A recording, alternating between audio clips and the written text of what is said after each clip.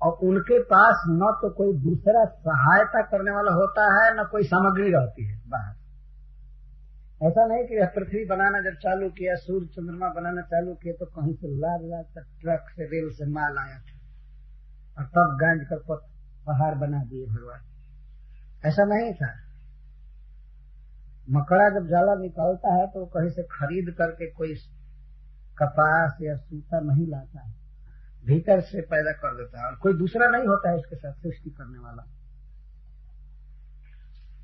कितना बड़ा विश्व है, एक पृथ्वी पर हम लोग हैं। पृथ्वी की भी कितनी विशालता है, कितने बड़े बड़े समुद्र हैं, पर्वत हैं, नदियां हैं और विविध नगर हैं, क्षेत्र है, खेत है, फैला हुआ, कहीं बर्फ है, कहीं मरुभूमि है, कहीं कुछ है। और इस पृथ्वी से भी बड़े बड़े लोक सब फैले हुए, वहां भी बड़े बड़े पर्वत हैं, बड़े बड़े वृक्ष हैं, विविध प्रकार के जीव हैं। इन सबकी अभिव्यक्ति कहाँ से है? भगवान नारायण के मुख से सब उत्पन्न हुए।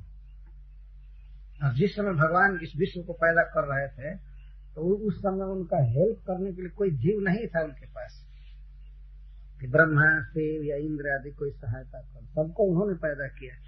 इसलिए सबसे पहले यहाँ जो वर्णन किया जा रहा है, एक नारायण, सहायांतर शून्य नारायण। नारायण कोई सहायक नहीं रखे थे, एक नारायण, एक नारायण देव जो क्रीड़ाशील है, सर्वसमर्थ है, ईश्वर है। वे पूर्व सृष्टम स्वमाया, अपनी माया द्वारा इस जगत की बहुत पहले सृष्टि किए थे। बारंबार सृष्टि करते हैं तो संहार किस तरह करते हैं इसको कहने के लिए कहते हैं स्वमाया पूर्व सृष्टम इदम।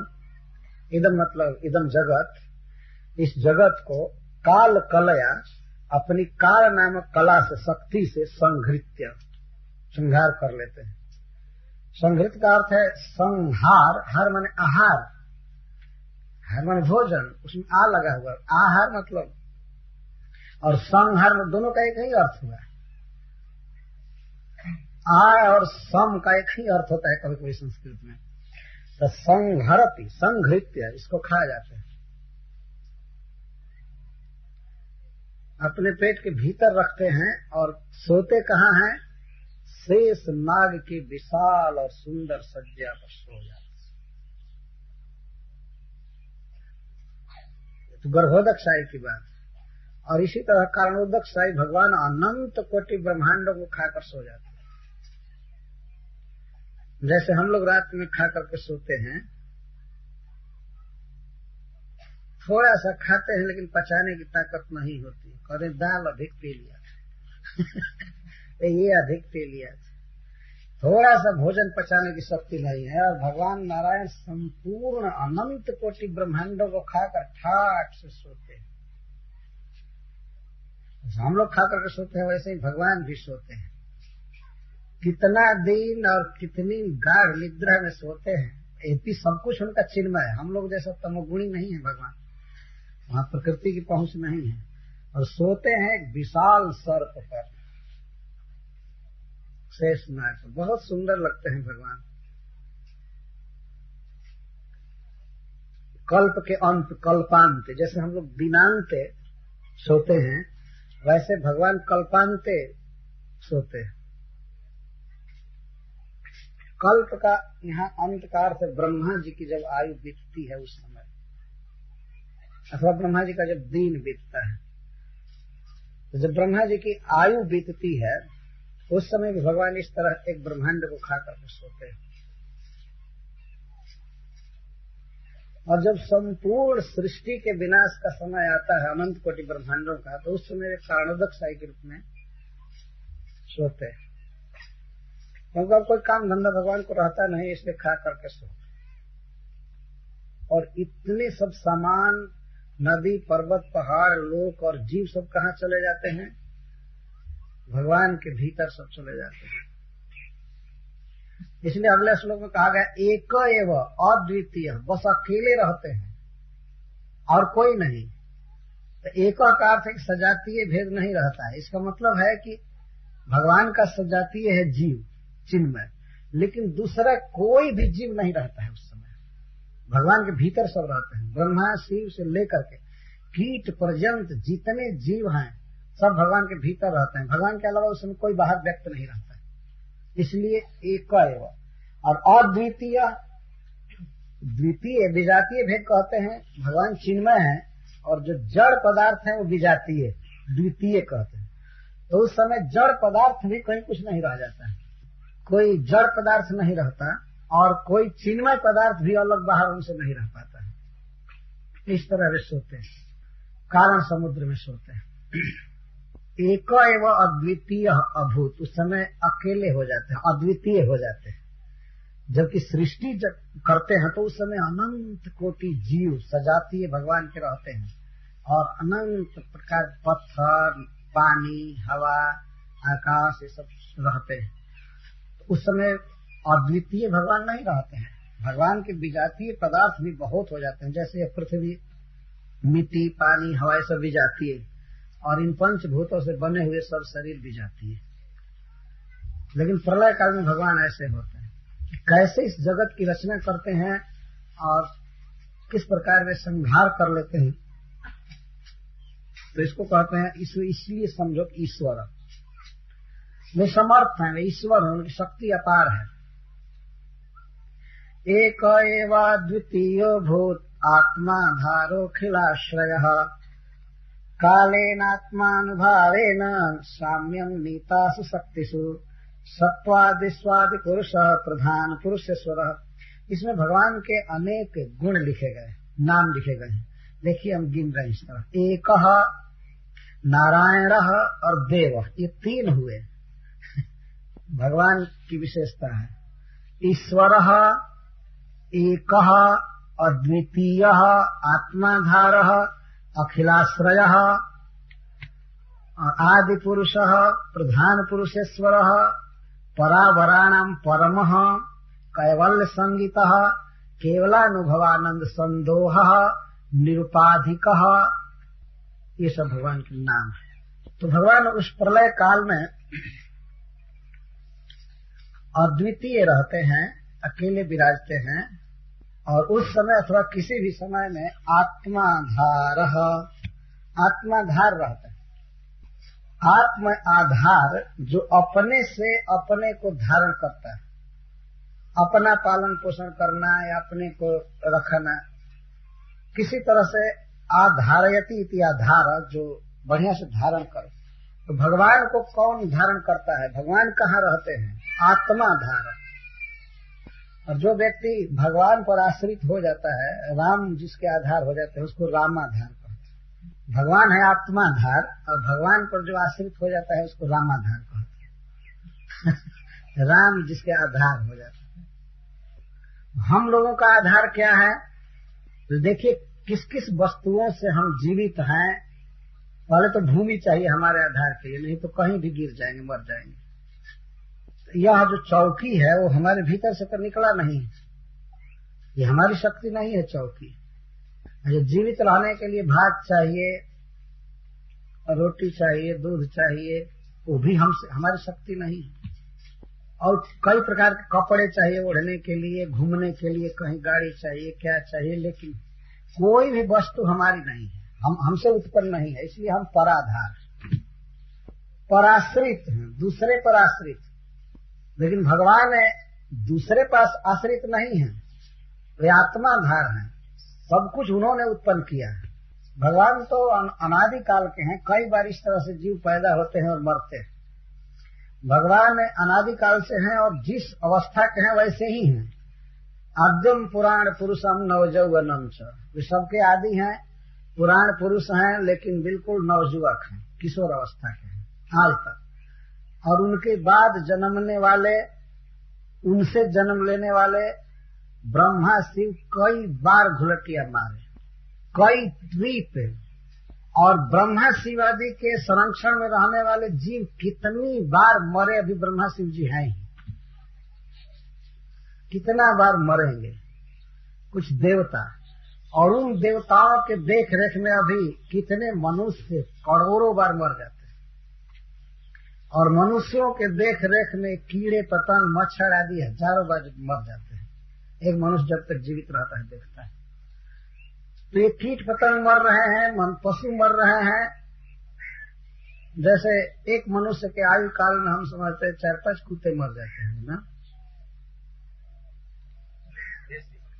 देसी मर जाता है, 5 साल केवल जीवित रहते हैं। जो भी हो, देखिए ये रिस्पेक्टिव तारतम्य।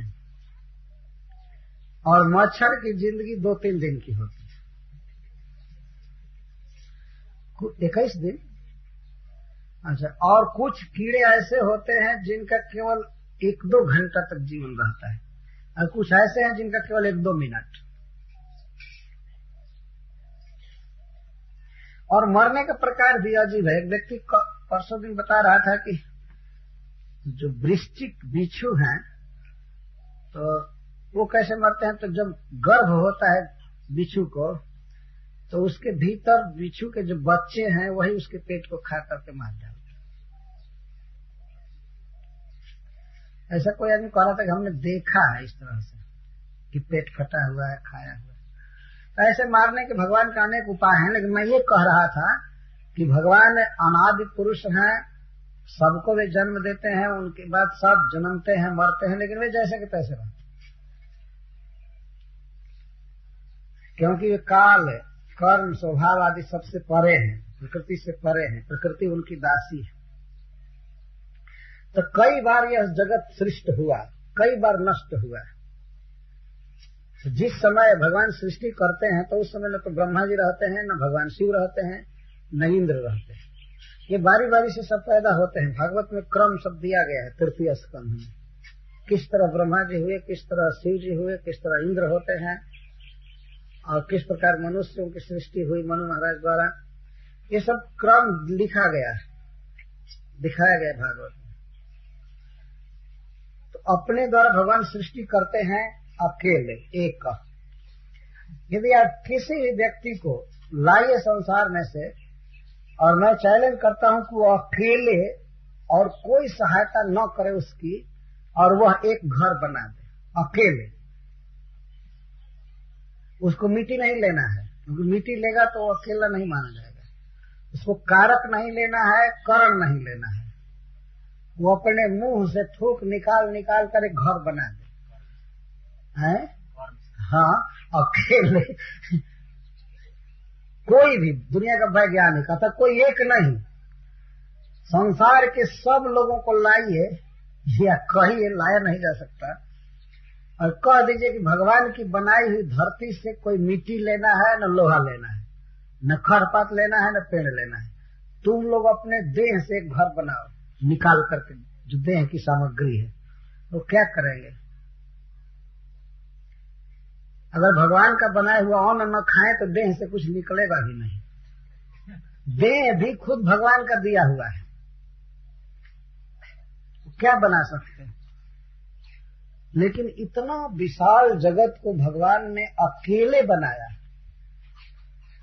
और किसने? नारायण, नारायण ने बनाया, क्योंकि सभी जीवों के आश्रय। नर का अर्थ होता है जीव, और नार का अर्थ होता है जीवों का समूह। तो नार का जो अयन है, आश्रय है, उसको नारायण कहते हैं। तो भगवान विष्णु ने, कृष्ण ने इस जगत को बनाया, बहुत पहले सृष्टि की करते हैं, और कभी कभी कल्प के अंत में इसका संहार करते हैं। संहार करने में अजीब अजीब उनके पास जुगाड़ है।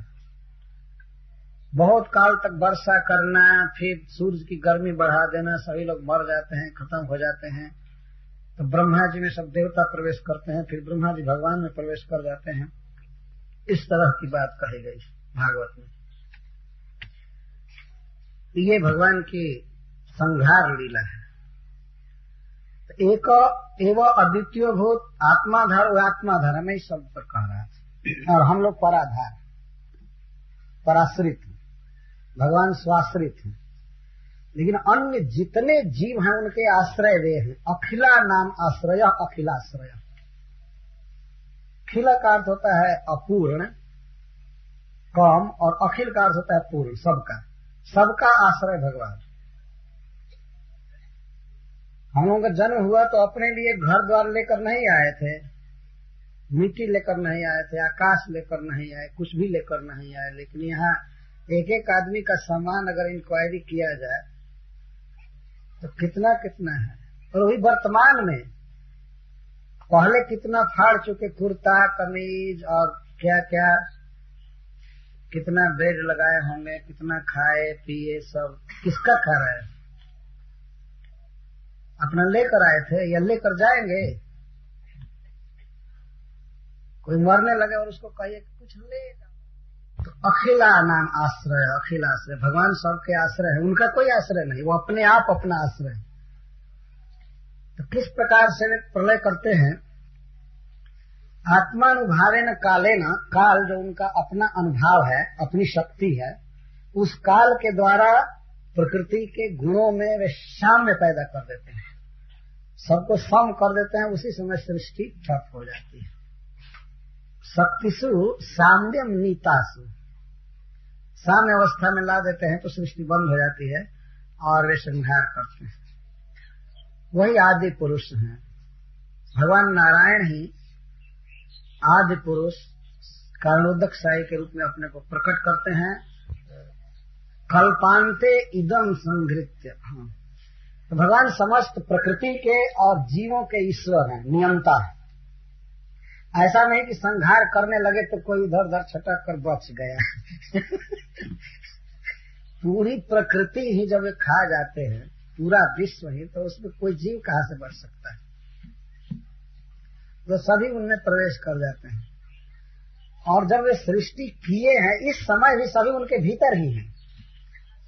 सृष्टि के समय भी सब उनके भीतर ही हैं, और प्रलय में भी उनके भीतर है, और सृष्टि जब करते हैं तब भी, किसी भी समय में सारा जगत उनके भीतर है, फिर भी कुछ भी उनके भीतर नहीं। ये भगवान का ऐश्वर्य है। जब हम लोग अगर कोई सृष्टि करना चाहते हैं तो सबसे पहले भूमि देखते हैं, है ना? पहले भूमि चाहिए। लेकिन भगवान को जब सृष्टि करना हुआ है तो वो इस चिंता में नहीं पड़े कि भूमि कहाँ से आएगी। जितना भी पहले से जो कुछ आकाश है, तो उनके द्वारा सृष्ट आकाश है, वो सब उनके भीतर ही है। लेकिन फिर भी भगवान अपने भीतर से इस जगत को प्रकट करने की एक लीला करते हैं। तो संहार इस तरह करते हैं। प्रकृति और पुरुष के जीव के ईश्वर हैं, कारणोदक साई हैं, और परावराणम परम, पर या अवर, बड़े या छोटे समस्त जीवों के वही वास्तव में प्राप्तव्य हैं। परम का अर्थ है प्राप्तव्य। श्रीधर स्वामी जी लिखे प्राप्य। जीव के परम लक्ष्य वास्तव में वही है, वही परमानंद घन है, आनंद घन है, और उनको कैवल्य कहा जाता है। उस कैवल्य की भी व्याख्या कर रहे। वास्तव में केवलानुभवानंद संदोह, भगवान आनंद और ज्ञान के घन हैं। जितने आनंद हैं, अनेक प्रकार के आनंदों का जो समूह है, संदोह है, संदोह मतलब समूह, जितने आनंद हैं सबके भगवान घनीभूत मूर्ति हैं, आनंद घन है। और इसीलिए ब्रह्मा आदि समस्त जीव भगवान को ही चाहते हैं, सबके वे लक्ष्य हैं। और निरुपाधिक, निरुपाधिक का अर्थ है कि भगवान में और कोई भी ज्ञान सिद्ध घनता के अलावा और कुछ नहीं। यह जीव है तो ये उपाधि से ग्रस्त है। जैसे हम जीव हैं, लेकिन आज पता नहीं लग रहा है हमारा, हम अपना परिचय देंगे तो शरीर से देंगे। तो जीव बहुत छोटा है और बहुत बड़ी उपाधि है, शरीर दी गई है, शरीर दिया गया है। लेकिन भगवान इस तरह से नहीं है, ये पूर्ण चिद घन है, उपाधि से आवरण से हीन है, आनंद घन है। तो यहाँ तक संहार का वर्णन हुआ। और किस तरह वे सृष्टि करते हैं यह सुनिए। ये भगवान के जो गुण लिखे गए हैं वो सब समय उनमें रहते हैं। तो केवलात्मानुभावेन स्वमायाम त्रिगुणात्मिकाम, पुनः केवलात्मानुभाव कर रहे। काल जो है उन्हीं की शक्ति है। जैसे भगवान जगत का संहार करते हैं तो सृष्टि करते हैं तो केवल अपनी शक्ति से और किसी की सहायता से नहीं,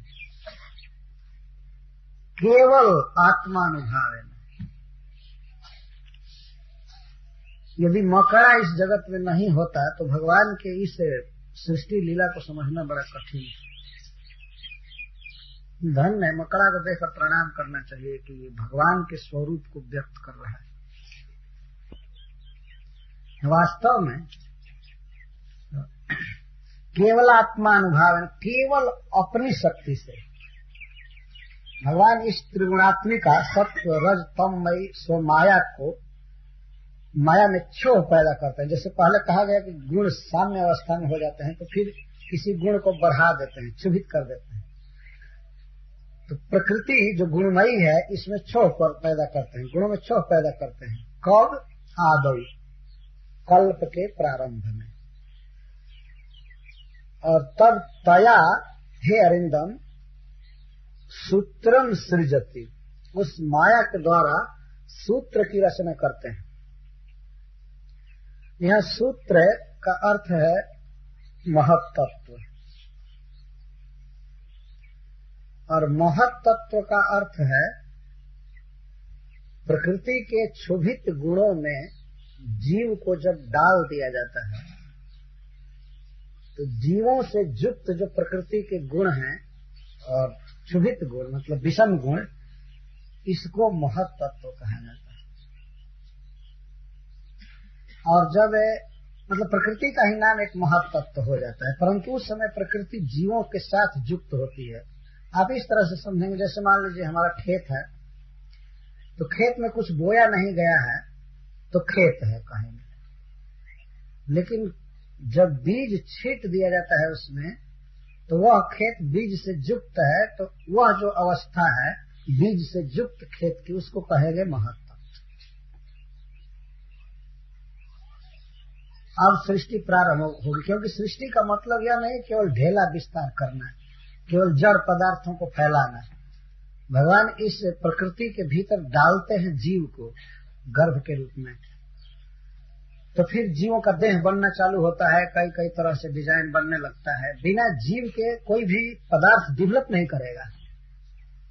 किसी शरीर में यदि जीव ना डाला जाए तो शरीर बढ़ेगा नहीं, चेतना के कारण शरीर बढ़ता है। इसलिए सृष्टि का अर्थ ही है जीवों को भोगायतन देह प्रदान करना। जीवों को देह देने के लिए, भोगने के लिए भगवान देते हैं। लेकिन प्रकृति जब साम्य अवस्था में रहती है तो उस समय उसके साथ जीव नहीं रहते, या रहते भी हैं तो उनमें कोई हलचल नहीं होती। जैसे हम लोग रात में सो जाते हैं, अगर मान लीजिए कोई ऑफिस है, दिन में काम होता है और उस ऑफिस में ही रात को 100 ऑफिसर सो गए, तब उसको ऑफिस न कह करके शयनागार कहेंगे। मतलब एक तर्क की दृष्टि से कहा जा रहा है। अगर कोई कहे कि ऑफिस है, नहीं वो ऑफिस नहीं, उस समय क्या डॉर्मेंटरी क्या कहते हैं इंग्लिश में, शयनागार को क्या कहते हैं? नहीं वो नाम है कुछ ऐसे डी से चालू, तो शयन कक्ष कहेंगे। और आप ये कहिए कि ऑफिस है, तो ऑफिस का कार्य तो उस समय हो नहीं रहा है। तो जब जीव बिल्कुल सुप्त अवस्था में रहते हैं, कोई क्रिया नहीं करते हैं भगवान की शक्ति से, और प्रकृति के गुण सम अवस्था में रहते हैं, तो उस समय प्रकृति का नाम होता है प्रधान। प्रधीयते अस्मिनिति प्रधान, अस्यामिति प्रधान। वहां प्रधान धीयते विलीयते, जिसमें विलीन होता है कुछ चीज, उसको प्रधान कहते हैं। और जब जीव युक्त होते हैं, सृष्टि का समय आता है और जीवों का भोगायतन देना होता है, तो प्रकृति के गुणों से सने हुए जो मिलित जीवों को, जीवों के साथ मिली हुई प्रकृति के गुणों को महत्तत्व कहते हैं। तो महत्तत्व की सृष्टि किया उसी माया के द्वारा। आदौ ताम आहु त्रिगुण व्यक्ति, उसी महत्तत्व को, यहाँ ताम स्त्रीलिंग वाचक है। सिद्धोस्वामी जी कहते हैं कि सूत्रस्य एवं व्यक्ति शब्देन उच्यमानस्य ताम इति स्त्रीलिंगेन परामर्श। क्योंकि यहाँ व्यक्ति कहना है तो व्यक्ति स्त्रीलिंग है, अतः व्यक्ति शब्द आने के कारण सूत्र को ही यहाँ स्त्रीलिंग से विचार किया गया है। ताम का अर्थ तम सूत्रम। इसी सूत्र को महत् तत्व को तीनों गुणों की प्रथम अभिव्यक्ति कहते हैं। व्यक्ति का अर्थ है प्रथम अभिव्यक्ति। तीन गुण किस रूप में जगत किस रूप में होते हैं, पहले वे महत् तत्व के रूप में होते हैं।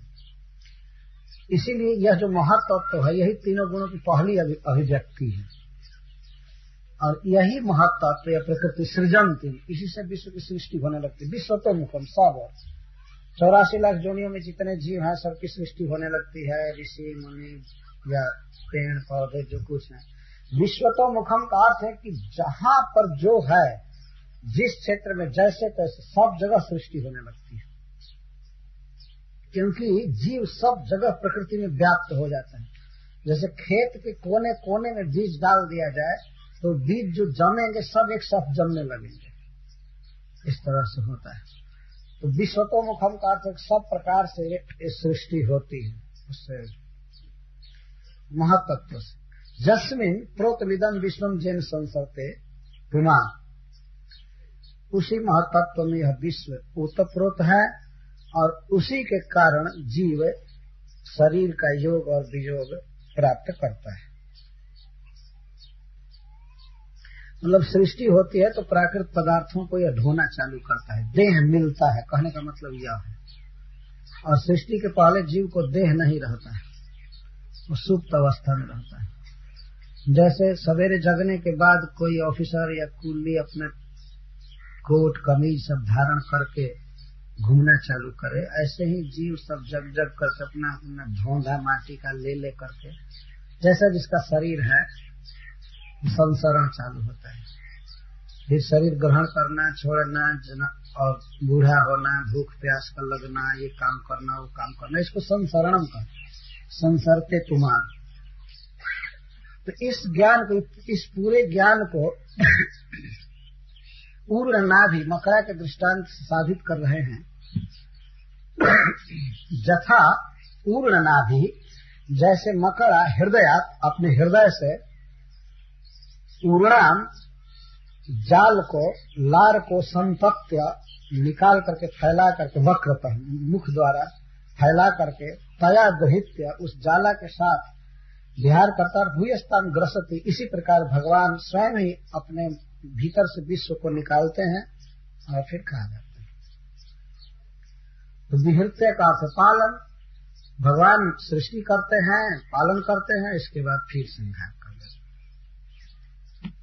इस तरह भगवान नारायण सबके ईश्वर, सर्वशक्तिमान। तो यहाँ तक पूर्ण नाभि से शिक्षा हुई। अब सुपेश कृत से सीखिए। तो पहले नाम समझ लीजिए, सुपेश का क्या अर्थ हुआ। सु का अर्थ है अच्छा और पेश का अर्थ है रूप।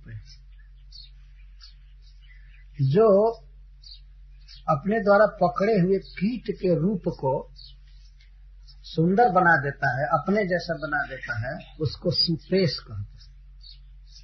सुपेश कृत, सुपेश बना देने वाला। तो यह कीड़ा भृंगी नाम से कहा जाता है, या हिंदी भोजपुरी में जो कुछ कहा जाता होगा, संस्कृत में इसको सुपेश कृत यहाँ कहा गया, और संस्कृत में ही भृंगी नाम भी है इसका। जो दीवार में या वृक्ष आदि में घर बनाती है, मिट्टी का बनाता है, पता नहीं स्त्रीलिंग पुल्लिंग कैसा है, वो घर बनाता है। और जब वो घर बनाता है तो लोग उसको बड़ा अच्छा मानते हैं।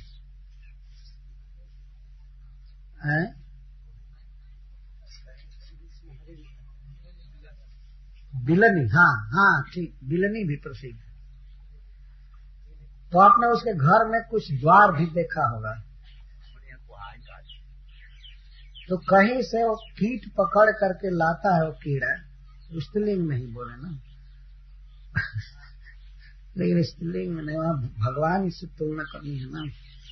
तो कहीं से कीड़ा को पकड़ करके लाता है तो कीट इतना भयभीत हो जाता है, इतना भयभीत होता है कि रात दिन उसी का चिंतन करता रहता है। और जब कहीं से बाहर आता है, बाहर से भीतर घर में प्रवेश करता है, तब उसको देख करके कांपता रहता है। और कहीं चला भी जाता है तब भी कांपता रहता है भय के कारण। उससे निकलकर भाग भी जाना चाहिए, करना चाहिए, उसको ये बुद्धि काम ही नहीं करते, भय बस क्यों। और कहीं चला भी जाता है तब भी कांपता रहता है भय के कारण। उससे निकलकर भाग भी जाना चाहिए, करना चाहिए, उसको ये बुद्धि काम ही नहीं करती, भय बस केवल भय से उसका चिंतन करता है। और इतना प्रगाढ़ चिंतन होता है कि चिंतन करते करते करते करते वह अभी बिलनी का रूप धारण कर लेता है इसी शरीर से।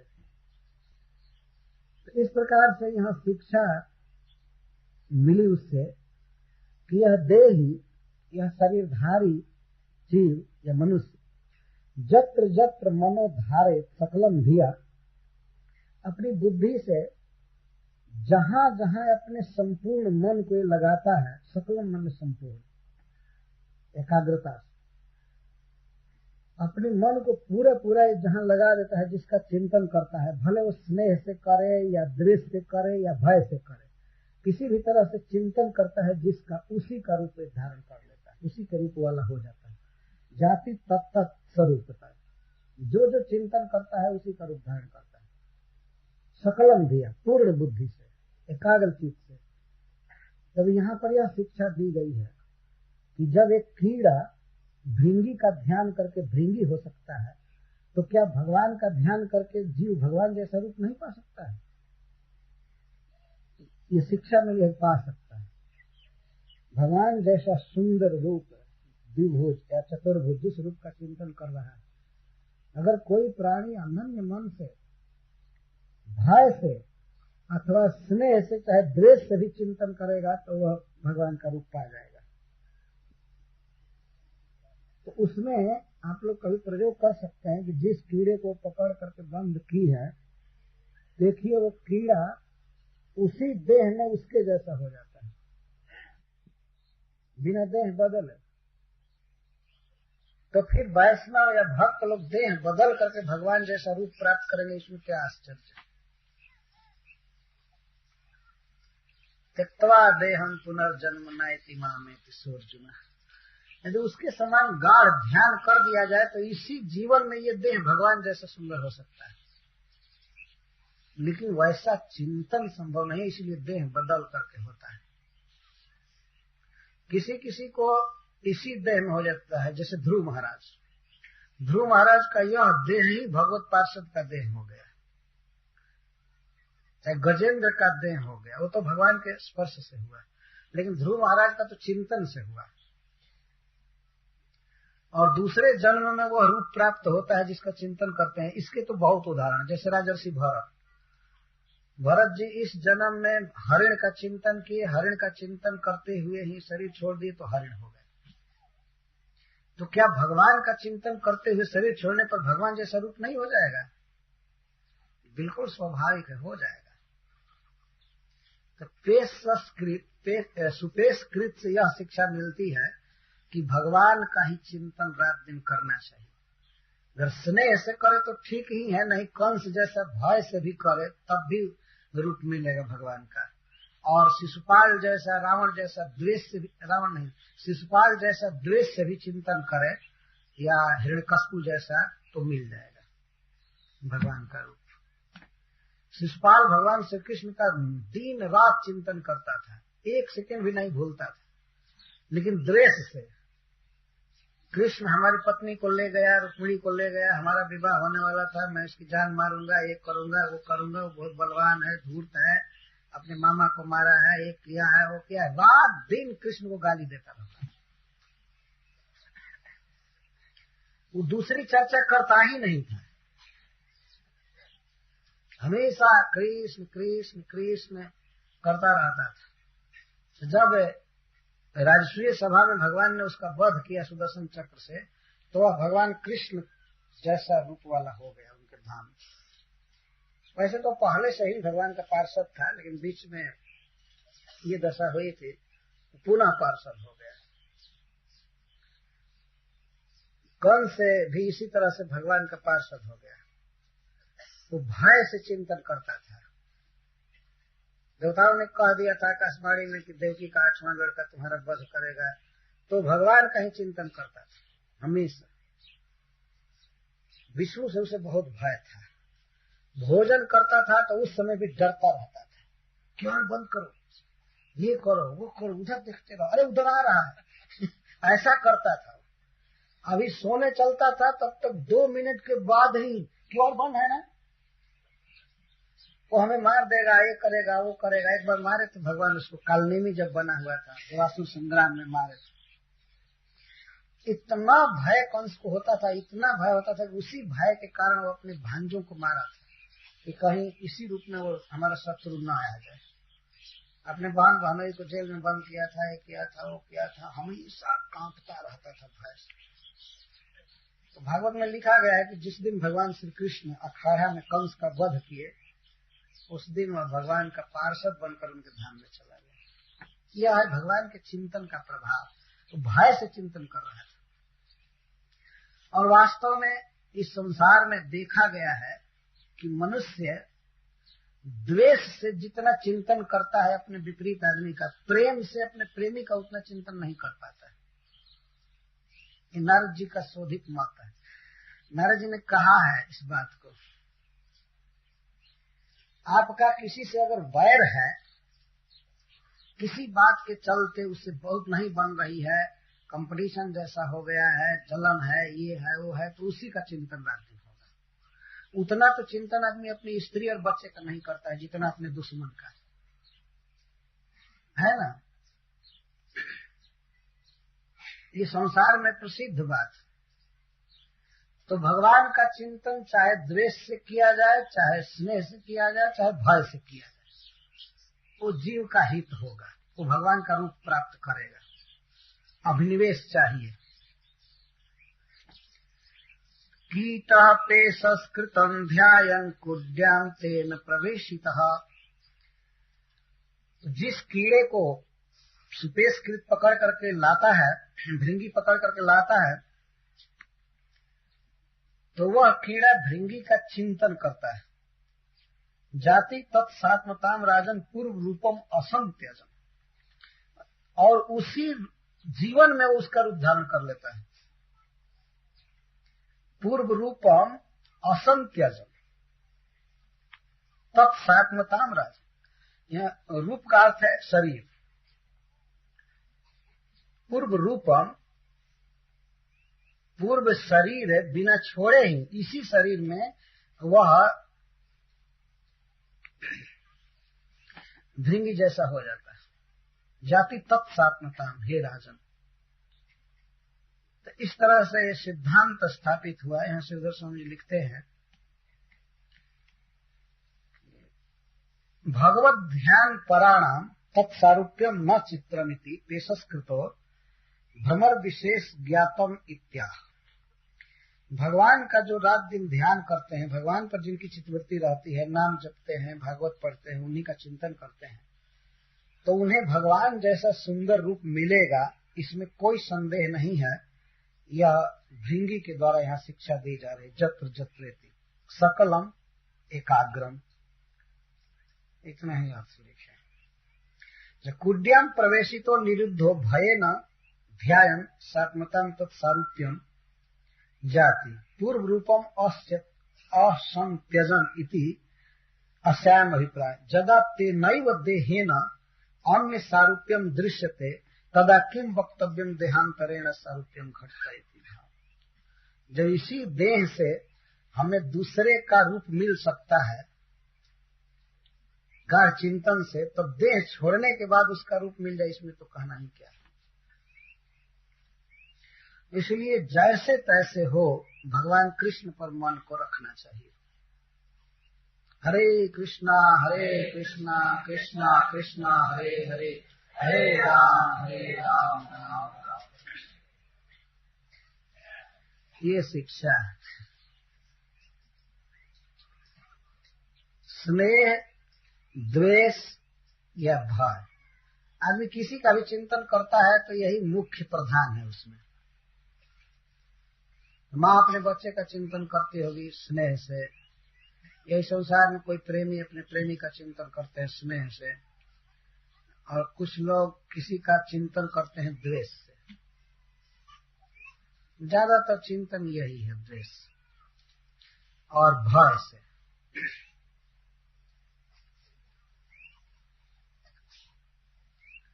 कितना बड़ा प्रभाव पड़ता है। एक बार इंदौर में एक व्यक्ति आया, कुछ वर्ष पहले की बात, इंदौर में सागर में, वो बहुत प्रसिद्ध व्यक्ति है उस क्षेत्र का, 2 नंबर का नहीं, वो बहुत डाकू। तो हम लोग उसका नाम सुने थे और जैसे देखे नहीं थे, तो आकर के वो कथा में बैठा। कथा जब खत्म हो गई तो वो प्रणाम करने आया, तो डॉक्टर साहब ने कहा कि वो फलाना है। तो मुझे भय लगने लगा उससे, नाम का इतना प्रभाव हुआ। और जब तो बिल्कुल छोटा जवान, कुर्ता पहना था नेता जैसा, लंबा पैजामा, बिल्कुल छोटा था, कोई शक्ति नहीं, लेकिन इतना जस फैला था उस विषय में, भय लगने लगा।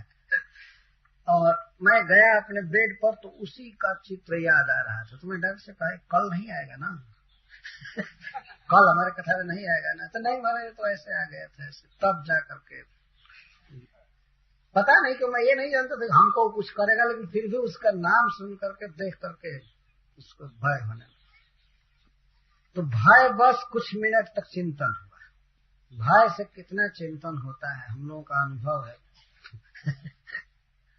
घूमे हैं जहां तहां, सुनते थे कि इधर पार्टी है, तो भय होने लगता था, चिंतन होता था। ऐसे भय से भी बहुत चिंतन होता है। तो चाहे भय से, स्नेह से, क्रोध से, किसी भी तरह से भगवान का ही चिंतन करना चाहिए। यह अर्थ जम वापी स्मरण भावम त्यजन तंते कलेवरम तम तमय वेति कौन्तेय सदा तद्भाव भावित। जो चिंतन करते हुए हम मरेंगे वही रूप मिलेगा आगे चलकर। इसलिए अभी से भगवान को देखने का अभ्यास करना चाहिए। देख कर स्मरण होता है, सुन कर स्मरण होता है, पढ़ कर स्मरण होता है। और हम लोगों के लिए तो स्नेह से स्मरण करना ही संभव है। भगवान से कौन द्वेष करेगा? किसकी ऐसी ताकत है कि रावण जैसा भीड़ जाए भगवान से? ऐसा तो किसी की ताकत है नहीं। एक व्यक्ति हमसे कहा कि महाराज, जब द्वेष से भी भगवान मिल जाते हैं, तब रावण जैसा हम भी द्वेष करेंगे। मैंने कहा कि तुम रावण जैसा द्वेष करोगे, दूसरा व्यक्ति एक तमाचा मार देगा, मर जाओगे तो क्या होगा? वो कहा कि भगवान मारेंगे तो हमारी गति हो जाएगी। तो मैं कहा, तुम इतने बलवान हो गए कि भगवान आएंगे, या तो कोई भी व्यक्ति तुमको मार देगा। रावण तो ऐसा था कि बिना भगवान के उसको कोई मार ही नहीं सकता था, इसलिए भगवान को आना पड़ा। और भगवान मारे तो उसकी गति हो गई। लेकिन यहाँ कोई भगवान से द्रोह करे तो भगवान के भक्त ही मार डालेंगे उसको।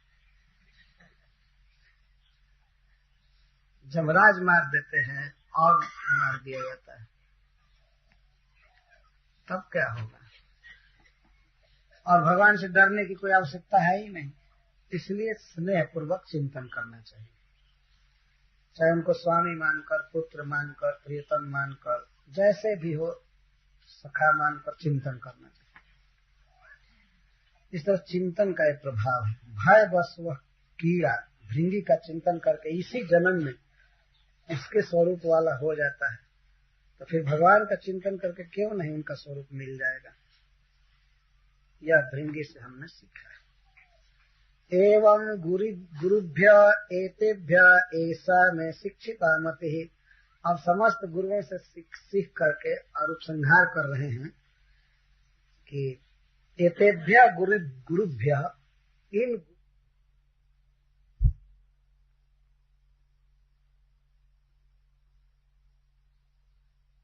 प्रकार का कॉन्शियसनेस मेरा बना है, इनसे मैं ये सीखा। स्वात्मोपशिक्षिता बुद्धि श्रृणु में बदता प्रभु। हे समर्थ जदु महाराज, हे प्रभु आप समर्थ हैं, सब समझ जाएंगे। अपनी आत्मा से जो मैं बुद्धि सीखा हूँ, आत्मा मैंने देह, उसको सुनिए। मतलब ये देह जो है 25वां गुरु है। मैं बदता प्रभु का क्या है अभिप्राय है? अभिप्राय यह है कि जितने गुरु हुए वे एक एक शिक्षा दिए, लेकिन देह से दुगनी शिक्षा मिलती है।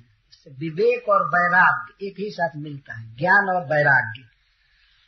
इसलिए मैं बदता, मैं बोल रहा हूँ, आप सुनिए, अर्थात सावधानी से सुनिए। अन्य गुरु की बात तो आपने सुना, लेकिन उससे और ज्यादा सावधानी से सुनिए। क्यों? कि ये सबसे बड़े गुरु हैं। ये देह सबसे बड़ा गुरु है और अन्य समस्त गुरुओं की अपेक्षा यह आपके साथ ही लगा हुआ है। इस गुरु से संग छूट नहीं रहा है जल्द, और इसी गुरु की सेवा में जीवन जा रहा है। इसलिए इस गुरुदेव की बात सुनिए। यह गुरु ऐसा है, अपने शरीर से सबको सीखना चाहिए। स्वात्मना मतलब देहात, देह से शिक्षा सुनिए। देहो गुरुर्मम विरक्ति विवेक हेतु बिभ्रत्स्म सत्व निधनम सततार्तिदर्कम तत्वान्यनेन विमृशामि यथा तथापि पारक्यमित्यवसितो विचराम संगः। देह मम गुरु, देह मेरा गुरु है। मेरा गुरु है, किसका गुरु? आत्मा का गुरु। यह जड़ पदार्थ आत्मा का गुरु है। देखिए, देह मम गुरु क्यों गुरु है? गुरुत्व हेतु विरक्ति विवेक हेतु। देह मेरा गुरु इसलिए है कि यह विरक्ति और विवेक देता है, वैराग्य और ज्ञान देता है, यह विवेक देता है। तो गुरु वही है ना जो विरक्ति दे और वैराग्य दे, अरे विरक्ति दे और विवेक दे, वही गुरु है ना। तो विरक्ति विवेक हेतु, यह विरक्ति और विवेक देने वाला है, इसलिए हमारा गुरु है। अच्छा ठीक है, क्या विरक्ति देता है इसको बता रहे। विरक्ति हेतुत्वमः, विरक्ति इस तरह से देता है कि सत्व निधनम बिभ्रत, यह हमेशा जन्म और मरण को ढो रहा है। इसका जन्म हुआ है और मरेगा, एक दिन बना है और एक दिन नष्ट होगा। जब हम यह विचार करते हैं तब ये सोच करके वैराग्य उत्पन्न होता है कि ये शरीर चला जाएगा। इसके साथ जन्म और मरण लगा हुआ है। सत्व मतलब जन्म और निधन मतलब मरण। जन्म मरण होगा, उत्पत्ति और विनाश होता है इस शरीर का। जब विनाश हो जाएगा तब तो वैराग आ रहा है बात सुन करके। और जन्म भी हुआ है, जन्म लेने में बड़ा दुख हुआ है। अच्छा, सतत आरती उदरकम, और सदा ही इस शरीर का उत्तर फल क्या है, बाद में क्या परिणाम आता है, तो आरती दुख। यह शरीर केवल दुख देता है आत्मा को, इसे कोई सुख नहीं मिलता है, हमेशा दुख देता है। अथवा सतत आरती रेव उदर का उत्तर फलम जस्य फल, सर्वदा दुख देता है। सतत आरती उदरकम, जीव वास्तव में शरीर से विलक्षण है। अगर शरीर के भीतर न रहे तो उसको कोई दुख नहीं होगा, अलग रहे तो। जीव शरीर के साथ है, इसलिए आज दांत का दर्द है तो कल पेट में दर्द है, तो ठंडा लग रहा है, गर्म लग रहा है। वास्तव में आत्मा प्रकृति के पदार्थों से अलग है, लेकिन शरीर के कारण भोगता कौन है? आत्मा। मान लीजिए दांत में दर्द हो रहा है तो यह दुख किसको हो रहा है? देह को दुख नहीं हो रहा है, देही को दुख हो रहा है, देह वाले को दुख हो रहा है। आत्मा करता है। जब वो आत्मा इस शरीर को छोड़ करके चला जाए तो सीधे आग में डाल दिया जाता है, लेकिन फिर भी देह छटपटाता नहीं। ये कोई काटे तो आया नहीं करेगा, क्योंकि जिसको दुख हो रहा था वो तो चला गया। तो क्यों दुख हो रहा था? शरीर के कारण दुख हो रहा था, नहीं तो शरीर से परे है। तो शरीर में जब तक आत्मा है, केवल आत्मा को ये दुख देता रहता है शरीर सर्वदा। तो इन दो कारणों से ये मुझे, मैं दो प्रकार के उपदेश से मुझे वैराग्य देता है। मतलब जब मैं ये विचार करता हूं तब वैराग्य होता है। अच्छा, तो विवेक क्या देता है? तो विवेक हेतुत्व वाह, विवेक यह देता है इसलिए कि तत्वानि अनेन विमर्शामि जथा तथापि। विवेक यह है कि यही देह ऐसा है जो तत्वों की प्राप्ति कराता है। तत्व मतलब भगवान श्री कृष्ण, और उनका नाम गुण जपना है तो इसी जीव से जपेंगे। ये देह नाशवान है, लेकिन इसी जीव से उनका नाम जपेंगे, इसी हाथ से उनकी सेवा करेंगे, इसी आंख से दर्शन करेंगे। इतना वैल्यूएबल यह देह है कि इसी से भगवान को जाना जा सकता है, उनसे प्रेम किया जा सकता है। तो यह है विवेक। एक तरफ तो इतना एक कंडम है उसकी सीमा नहीं, और एक तरफ इतना उपादेय वस्तु है, इतना लाभकारी है। तो ये मैं विवेक सीख रहा हूं, इससे ज्ञान ले रहा हूं। यही भक्ति देने वाला है, प्रेम देने वाला है भगवान के प्रति, है कि नहीं? जब देह है तभी ना भगवान को प्रणाम करेंगे, उनका दर्शन करेंगे, उनका प्रसाद खाएंगे, जिह्वा से नाम बोलेंगे। तो जिह्वा शरीर का एक अंग है। तो इस तरह से तत्व ज्ञान देता है, भगवान की भक्ति देता है शरीर। अच्छा, इसके बाद भी कुछ भी दे, इस पर एक प्रश्न होगा कि ठीक है, जब इतना विवेक दे रहा है शरीर, वैराग दे रहा है, तब तो इस गुरुदेव की खूब सेवा करनी चाहिए ना। तो कहते नहीं, इतने के बाद भी यदि ये गुरुदेव ज्ञान देते हैं, वैराग देते हैं, लेकिन तथापि फिर भी पारक्यम इति अवसित। मैं जानता हूं कि यह पारक्य है, ये सियार और कुत्ता का भोजन है। आज या कल ये गिरेगा और इसको सियार चाहे कुत्ता खाएंगे। इसलिए गुरुदेव जी से असंग ही मैं रहता हूं, मैं इसमें अटैच्ड नहीं हूं। अरे इतना बड़ा ज्ञान विवेक दे रहा है, वैराग दे रहा है, तो ऐसे गुरु में आसक्त होना चाहिए ना, आसक्ति से सेवा करनी चाहिए। चक्रवर्ती पाजी लिखते ना, अगर इस गुरु की सेवा खूब आप माल से करने लगिए, सहलाइए, खिलाइए, पिलाइए, तो तत्व का उपदेश भी नहीं करेगा, बल्कि और संसार महान कूप में झोंक देगा। यह गुरु ऐसा है कि इसकी ज्यादा सेवा नहीं करनी है। सेवा कितनी करनी है कि जिससे गुरु जी चलते रहे, थोड़ा अन्न डाल दिया, कुछ वस्त्र पहन लिया, बस सेवा हो गई। इसका कारण यह है कि इति अवसित, मैं निश्चय कर चुका हूं, जानता हूं कि ये पारक्य है, ये दूसरे का देह है, दूसरे के काम में आएगा। चाहे कुकुर खाएगा, चाहे गिद्ध खाएगा, सियार खाएगा, अथवा धरती के अंदर जाएगा, अथवा आग के हवाले होगा, ये मैं जानता हूं। इसीलिए इस गुरु की सेवा बिल्कुल अनासक्ति से करनी है।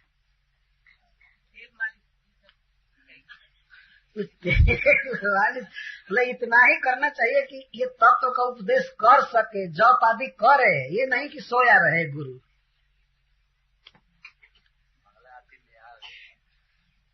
हाँ, ये गुरु जी मंगलारती में आवे और जीव को ढो करके लावे।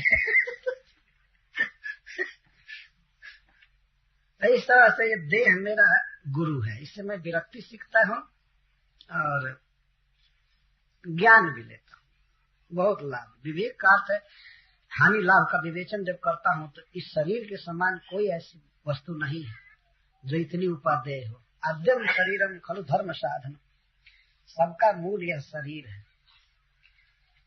तो यह गुरु कह करके यह करें कि शरीर को सुख देना है, इसकी सेवा करनी है, लेकिन बहुत हिसाब से। अगर बिल्कुल सेवा नहीं करेंगे तब भी ये गुरु जी गिर जाएंगे, और न तो जप करेंगे न भागवत पढ़ेंगे, कुछ नहीं करेंगे। और ज्यादा कर दीजिए, 2-4 को और अधिक दे दीजिए, तो फिर और भी तत्व का उपदेश नहीं करेंगे। चक्रवर्ती पाजी की टीका में पढ़ रहा हूँ, सुनिए।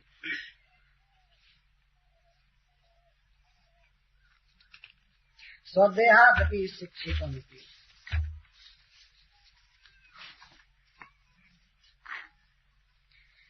विवेक हेतुत्वम वह तत्वानि इति जथा इति जथा तत्वानि विमर्शामि तत्वानि श्रोत्रादि इंद्रियवता अनेनैव श्री भगवत प्रापक श्रवण कीर्तनादि मयम भक्ति जोगमति प्राप्नोमि इत्यर्थ। इसी शरीर से श्रवण कीर्तन आदि भक्ति जोग भी प्राप्त करता है। तो जथा कश्चित रसिको महाभक्त सर्वरसा स्वाद्य रसलिप्त। यह उदाहरण दे रहे हैं कि जैसे कोई महान भक्त है, रसिक है, तो अनेक प्रकार के रसों को प्राप्त करता है, लेकिन भक्ति योग में ही वो अधिक आसक्त होता है, रंगता है। जैसे जिह्वा है, जिह्वा बहुत बहुत चीज खाती है, जैसे घी है, दूध है, फल है, बहुत खाती है, लेकिन किसी के रंग में रंगती नहीं है। लेकिन जब यह पान खाती है तो रंगा जाती है, अरुणा हो जाती है, लाल हो जाती है ना। तो पान के रंग पे ग्रहण कर लेती है। तो मैं विचार कर रहा हूं कि वास्तव में इस देह से तो पाप भी होता है, बहुत चीज हो सकता है, लेकिन क्यों नहीं शरीर का उपयोग भगवान की भक्ति में ही किया जाए, उसी में इस शरीर को रंग लिया जाए। तो विवेक मैं सीखा हूं कि कोई अगर ज्ञानी आदमी होगा तो शरीर का उपयोग भगवान के भजन में करेगा, सेवा में करेगा, और नहीं तो इसी देह से नरक भी कमाया जाता है। देह को का उपयोग करेंगे तो भगवान का धाम पाएंगे, नहीं तो इसी से नरक में भी गिरेंगे। लिखा गया है कि जस्मात् अपवर्ग साधक एवं मनुष्य देह सृष्ट तस्मादेनम नरक साधनम न कुर्यात्। ये भगवान का प्रेम कमाने के लिए, मुक्ति पाने के लिए शरीर दिया गया है, न कि नरक में ले जाने के लिए। तो जो नरक में गिरते हैं वो भी मनुष्य देह के कारण गिरते हैं। गाय भैंस आदि नरक में नहीं जाएंगे, मनुष्यों को ही पकड़कर नरक में ले जाया जाता है। तो अपने शरीर को नरक साधन नहीं बनाना चाहिए। तो इस प्रकार इस शरीर का उपयोग करना चाहिए।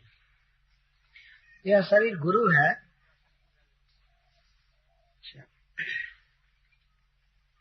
पारक्यम आद्य सोवा स्वसृगालादि भक्ष्यम इत्यवसितम निश्चय जस्मिन। आज चाहे कल शरीर जाएगा और इसको कुत्ते सियारा दिखाएगा, इसलिए मैं इसमें आसक्त नहीं।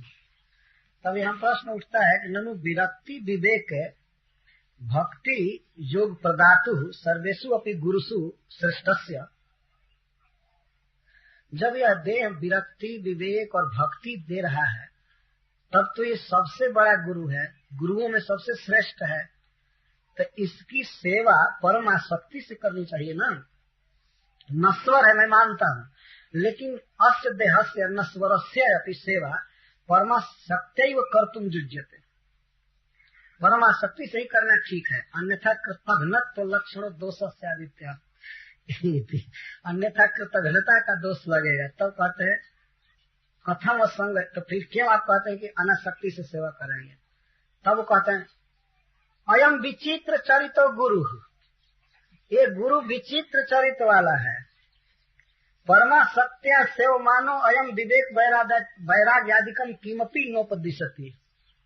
अगर परम आसक्ति से इसकी सेवा की जाए, खूब खिलाया नहलाया और सेवा किया जाए, कपड़ा पहनाया जाए, पंखा डुलाया जाए इस गुरु को, तो ये विवेक वैराग आदि का कुछ भी उपदेश नहीं करेगा। प्रत्युत संसार महांध कूपे एवं निक्षिपति। अगर इसकी सेवा की जाएगी तो यह अपने शिष्य को, जीव को और संसार महांध कूप में ढकेल देगा। तो क्यों आसक्ति से सेवा की जाए? जब सेवा करने पर ढकेल देगा तो इसकी आसक्ति से सेवा नहीं करनी है। जस देहस्य प्रिय चिकित्सा जयादिन वितन्वन। तो इसलिए इसकी काम भर सेवा करनी है। तस्मात् अस्मय गुरवे देहाय केवलम प्राण धारण मात्रम भोजनम देयम। इस गुरु की केवल इतनी सेवा करनी है कि प्राण धारण कर सके बस। और तदपि अनासक्त्या एवं, और वो भी जो भी भोजन देना है प्राण धारण करने के लिए, वो भी अनासक्ति से। यही अस्य गुरु शुश्रूषा, यही इस गुरु की सेवा है। सेवा है कि मतलब जब भूख लगे तो इनको कुछ दे दीजिए, कुछ पहना दीजिए, ठंडा से बचा दीजिए गुरु जी को, बाकी आसक्त होकर नहीं, पूरा आना शक्ति से।